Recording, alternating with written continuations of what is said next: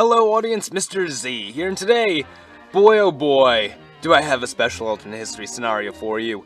What if World War I ended in stalemate? Yes, stalemates are something not often touched upon in alternate history, but they do happen. So what if the largest war at the time ended in one? First, let's address what would have had to happen to prevent the war from escalating and eventually culminate in a compromise from all sides. First of all, Germany would need to bypass or defeat the blockade by the British Royal Navy and re-establish trade with the US. This would prevent any quarrels on the US's side toward Germany's unrestricted submarine warfare, and also give Germany a supply boost, evening the odds in their favor. The war would have to either see a major withdrawal from both sides, or both sides standing their ground for a prolonged period of time. Major key moments would need to be altered. I could think of a few scenarios, from Germany ditching the Schlieffen Plan and just digging into Russia before they are able to mobilize enough of a blockade, while taking a defensive stance against France, all the while sending Lenin back to Russia to further destabilize the empire, and establish some negotiation with him. This would spell defeat for Russia, and create a potential new ally for the Central Powers. We could expect both sides would continue building alliances and drawing even more nations into the war. This would no doubt drag the war on for a few more years, with the majority of conflicts occurring between the French and German borders, and eventually both sides would have to acknowledge that the war has stagnated.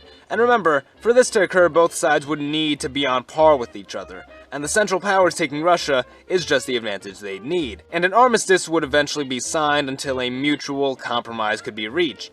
Territory would be disputed and borders would be redrawn. One might assume that Germany, and a still standing Austro-Hungary, on account of it not losing the war, would acquire new land from Russia, although Austro-Hungary may be forced to surrender some of its southern territory to Serbia. Britain and France would likely demand reparations from the Central Powers. Italy would no doubt get the short end of the stick, just as they did in our timeline.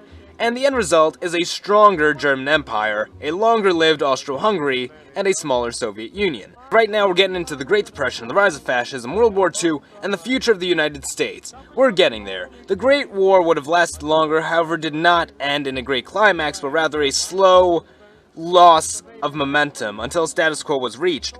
This window of opportunity might give nations all around the world an opportunity to restabilize their currency and establish a means for the Entente to repay American loans, while Germany, possibly with some influence from their communist ally, would establish price controls and a universal employment system in order to get their nation back on track, while repaying the Entente.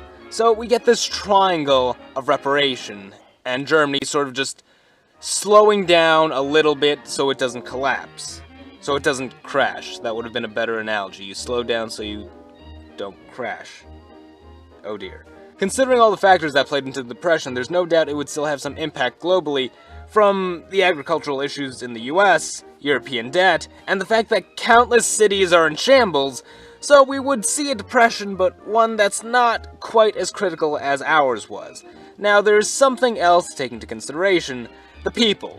People would be pissed. How do you feel if you just spent years of your life fighting a war that ultimately ended in a draw? No winner. You've lost friends, family, and years of your life for nothing. There would no doubt be some outrage and backlash within certain nations, like Austro-Hungary, France, and especially Italy. Mussolini rises to power, and fascism makes its debut in Europe. But this is where things get interesting, as the nations most heavily damaged by the war are those most likely to adopt this new, promising policy. This gives rise to the French Popular Party, led by Jacques Doriot, I certainly hope I'm pronouncing that right, and the Austrian Fatherland Front, led by Engelin Dollfuss, whose name I also hope I'm pronouncing right. And the three new fascist leaders bear a stern resentment to the empire which crippled them. Germany. The years would go by, and militaries would begin to mobilize. Nations are restabilizing themselves, and a war is looming. But that's where I'm going to have to end this video for now. Be sure to tune in next time when we conclude this exciting alternate history scenario. Be sure to like the video if you enjoyed it, and subscribe for more. Mr. Z, out.